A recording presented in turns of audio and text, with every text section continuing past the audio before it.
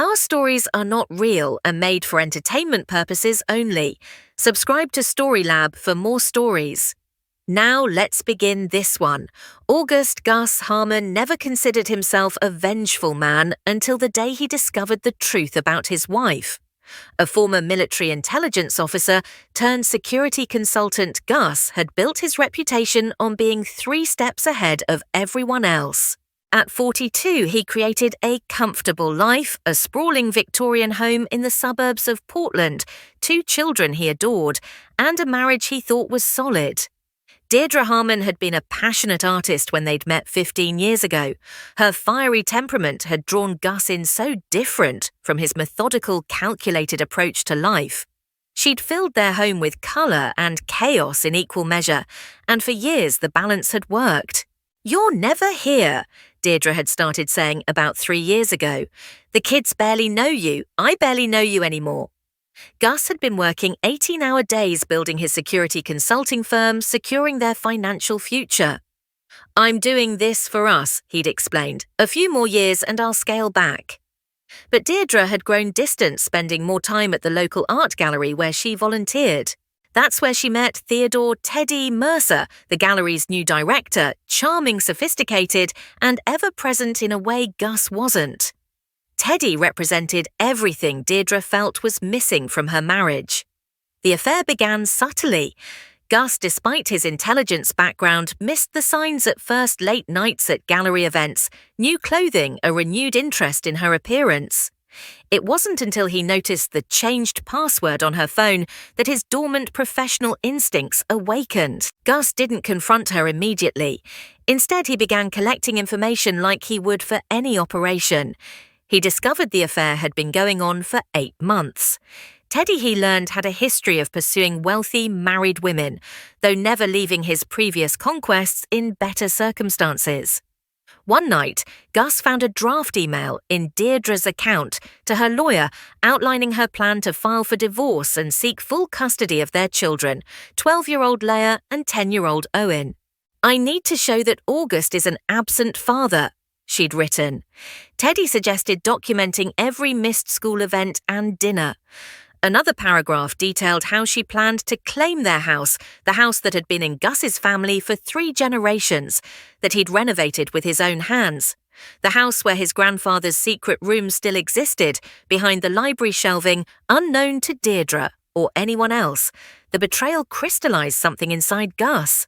The calm, rational man receded, and in his place emerged someone calculating in an entirely different way. When Deirdre finally served him with divorce papers, Gus did something that surprised her. He agreed to move out temporarily for the sake of the children. He took a small apartment downtown and appeared to throw himself into work, missing several court dates, which his lawyer attended on his behalf. "He's not even fighting for the house," Deirdre told Teddy on a call Gus monitored through the security system he'd installed years ago. A system whose advanced features Deirdre had never bothered to understand, or for the kids. It's like he doesn't care. What Deirdre didn't know was that Gus was building something far more valuable than a legal case. He was building a trap that would spring only when all the pieces were perfectly aligned. During this time, Gus cultivated a friendship with Judge Martha Winslow, who was assigned to their divorce case not through bribery or blackmail, but through a connection he discovered they shared. Her son had been killed in Afghanistan, in the same operation where Gus had earned his Silver Star. Gus visited the grave regularly and one day found the judge there.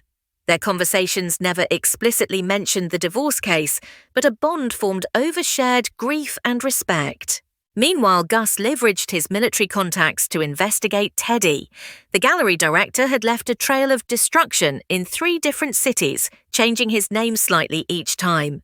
He wasn't just a homewrecker, he was a sophisticated con artist who targeted wealthy women, isolated them from their families, then vanished with their assets.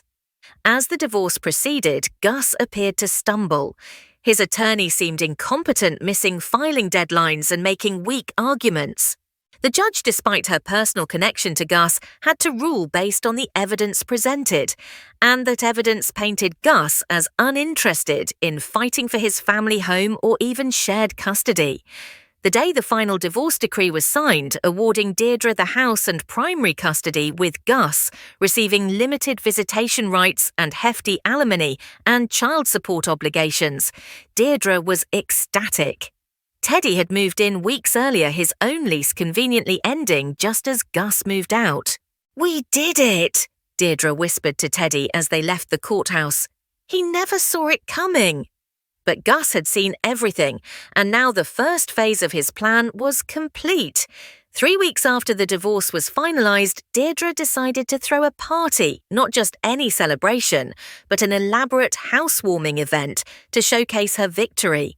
She invited their entire social circle friends who had once been mutual neighbours' parents from the children's school, and even a few of Gus's business associates, who she thought might be useful connections for Teddy's gallery ambitions. Gus received an invitation to a final twist to the knife. The handwritten note read, "Come see what you've lost. The kids miss you even if I don't." The night of the party arrived, the Victorian home illuminated and filled with music. Guests mingled in the garden and throughout the first floor. Teddy played the perfect host, charming everyone with stories of his gallery plans and his devotion to Deirdre's artistic talent. At precisely 8:30 p.m, Gus appeared at the front door in an impeccable suit, a small gift bag in hand. Deirdre spotted him from across the room, her smile faltering momentarily before she composed herself and approached. "I'm surprised you came," she said loud enough for nearby guests to hear. "You invited me," Gus replied simply. That's when a sheriff's deputy appeared behind Gus, holding an envelope. "Deirdre Harmon?" the deputy asked. When she nodded, he handed her the envelope. "You've been served with a no trespassing order for this property, effective immediately." Deirdre laughed nervously. "There must be some mistake. This is my house. The court awarded it to me." "Not according to these documents," the deputy said. "The owner of record is requesting that you and all guests vacate immediately." "But I am the owner," Deirdre exclaimed, her voice rising as guests began to stare. The deputy looked at Gus. "Sir, as the holder of the order, would you like me to enforce this now?" "Just delivering it tonight is sufficient," Gus said calmly. "We can give everyone until morning." Deirdre ripped open the envelope, scanning the documents inside, her face drained of colour. "This is impossible," she whispered. Then her anger flared. "You're bluffing! This is some kind of sick trick! Enjoy being homeless!" She suddenly cackled loud enough for everyone to hear. "You lost everything, Gus. The house, the kids, your dignity. What exactly do you think you're doing?" Gus smiled faintly and made one call. He simply said, "Now," and hung up. Within minutes, another vehicle pulled up outside. This time it was the family lawyer, not Gus's incompetent divorce attorney, but his family's longtime counsel, Abigail Woodward. She carried a thick folder of documents. "The judge signed everything this afternoon," Abigail announced, handing copies to both Deirdre and Teddy. The property was never part of the marital assets. August's grandfather placed it in an irrevocable trust with very specific conditions. The trust was temporarily suspended during the marriage, but automatically reactivated upon divorce. "That's absurd! The judge gave me the house!" Deirdre screamed, the party now completely silent as guests watched the drama unfold. "Judge Winslow was operating with incomplete information," Abigail explained calmly. "These trust documents were sealed until today. The property reverts to the Harmon family trust with August as the sole trustee." The sheriff stepped forward again. "Ma'am, you have until noon tomorrow to remove your personal belongings. After that, anything remaining will be considered abandoned property." As reality sank in, Teddy pulled Deirdre aside, whispering urgently. Guests began making awkward excuses to leave. The children who had been upstairs appeared on the staircase, confused by the commotion. Leah, the 12-year-old, ran to her father. "Dad, what's happening? Mum said you gave us up." Before Gus could answer, Deirdre grabbed Leah's arm. "Go back upstairs. This doesn't concern you." "Actually," Gus said gently, "I filed for emergency custody reconsideration based on new evidence. We have a hearing tomorrow." Deirdre's face contorted with rage. "You can't do this. You abandoned us. Everyone knows it." I never abandoned anyone, Gus replied, his voice remaining steady. I've attended every school event, every doctor's appointment, and every parent-teacher conference for the past year. I have signed affidavits from their teachers, coaches, and doctors confirming my presence and involvement. As the party disintegrated into chaos, Teddy pulled Deirdre towards the kitchen for a private conversation. Gus's hidden microphones picked up every word. We need to leave tonight, Teddy urged. Pack what we can and go, my brother's cabin. What about the kids? Deirdre asked. Leave them with him for now. Once we're settled, we'll fight for custody again. Later that evening, as Gus sat in his car watching the house, the sheriff arrived with the custody order. Inside, Deirdre and Teddy were frantically packing suitcases and artwork. Gus's phone rang. It was Teddy. Please stop everything for the sake of your kids, Teddy pleaded, his voice panicked, and we can work something out. The children need stability. You should have thought about stability before you moved into my house and tried to steal my children, Gus replied. But I was just getting started. What do you want? Teddy asked, desperation evident in his voice. I want you gone by morning, Gus said. And if you ever contact Deirdre or my children again, what happens next will make tonight seem like a kindness. As he ended the call, Gus knew this was just the beginning of his plan. The house and the custody battle were merely the opening moves in a much larger game. Dawn broke over the Victorian house as Deirdre and Teddy finished loading their hastily packed belongings into Teddy's Range Rover. The children, confused and upset, watched from the porch with Gus. You're making a terrible mistake, Deirdre hissed at Gus. I'm going to fight this. I welcome it, Gus replied calmly. As they drove away, Teddy tried to reassure Deirdre. My attorney will tear apart this trust nonsense. We'll be back within a week. But when they arrived at Teddy's brother's cabin, there was no solace waiting. Instead, they found the local sheriff posting an eviction notice. Theodore Mercer, the sheriff asked. I have a warrant for your arrest for fraud and grand larceny in connection with art sales at the Westlake Gallery. Teddy paled. There must be some mistake. No mistake, the sheriff replied. Complaints were filed by multiple victims this morning, including evidence of forged provenance documents for several paintings sold through your gallery. As Teddy was handcuffed and placed in the sheriff's vehicle, he looked at Deirdre with genuine confusion. I don't understand. This isn't... But Deirdre wasn't listening. She was staring at her phone where notifications were flooding in. The gallery board had terminated her position. Their joint bank account had been frozen, and worst of all, photos had emerged on social media, photos of her and Teddy from before she'd filed for divorce, intimate images taken inside hotel rooms and the gallery office. This is Gus, she whispered. He's destroying everything. Meanwhile, Gus was settling back into the family home with the children. He'd hired a child psychologist to help them process the upheaval and worked remotely to spend more time with them. The secret room behind the library shelving had been converted into his command center, where he monitored the unfolding consequences of his carefully laid plans. Over the following weeks, Deirdre discovered the extent of Gus's strategy. The gallery board had received anonymous tips about irregularities in Teddy's sales records, not fabricated evidence, but actual discrepancies Gus had uncovered through meticulous investigation. The social media photos had been captured by private investigators Gus had hired months ago. Their release timed perfectly to undermine any sympathy Deirdre might receive. Most devastating was a revelation that Teddy had been planning to leave Deirdre all along.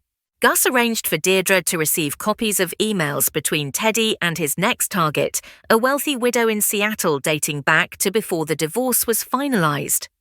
With Teddy in jail awaiting trial and her reputation in tatters, Deirdre finally called Gus. You've won, she said, her voice hollow. I'm leaving town. Just let me say goodbye to the kids. That's not how this works, Gus replied. You don't get to abandon them when things get difficult. Then what do you want from me? She demanded. I want you to face what you've done. Sign the revised custody agreement giving me primary custody. Then find an apartment nearby so you can have your scheduled visitation. Get a job. Be a mother, not a victim. And if I refuse, Then the next phase begins, Gus said simply. Deirdre signed the papers the next day. 3 months later, Deirdre had found a modest apartment and a job teaching art at a local community centre. She saw the children twice a week under supervision. Her relationship with them was strained, but healing slowly. Teddy, facing multiple felony charges, had tried to bargain for leniency by offering information on other art fraud schemes. His offer was declined. The prosecutor already had comprehensive evidence provided anonymously by an industry watchdog. One evening, Gus invited Deirdre to the house to discuss the children's summer plans. As they sat in the kitchen, now remodelled to erase any trace of her influence, Deirdre finally asked the question that had been haunting her. "How did you do it? How did you plan all this without me knowing?" Gus poured himself a cup of coffee before answering. "I learned in the military that the best weapon isn't the one you fire. It's the one you never have to use because your opponent has already lost. I didn't create Teddy's fraud or your betrayal. I just made sure there were consequences." "The trust," Deirdre said. "It never existed before, did it?" Gus allowed himself a small smile. "The Harmon family trust was established by my grandfather. That part was true, but the clause about divorce was added the day after I found your emails to your lawyer. Judge Winslow expedited the amendment filing and backdated the documents, a small favour for the man who tried to save her son." "You ruined my life," Deirdre whispered. "No," Gus corrected her. "I gave you exactly what you deserved. Nothing more, nothing less." As Deirdre left, Gus returned to his study. On his desk sat a framed photo of his military unit taken 15 years ago in Afghanistan. Next to it was a newer photo of him with Leia and Owen, their smiles genuine, despite the turmoil of recent months. In the secret room behind the shelving monitors still displayed surveillance feeds from various locations: Teddy's brother's cabin, Deirdre's apartment, the gallery. Gus switched them off one by one. The operation was complete. The threat was neutralized. He had protected what mattered most: his children and his legacy. The intelligence officer in him knew that vigilance was eternal. The father in him hoped that the worst was behind them. As for forgiveness, that was never part of the mission parameters. This is where our story comes to an end. Share your thoughts in the comments section. Thanks for your precious time. If you enjoyed this story, then please make sure you subscribe to this channel. That would help me a lot. Click on the video you see on the screen and I will see you there.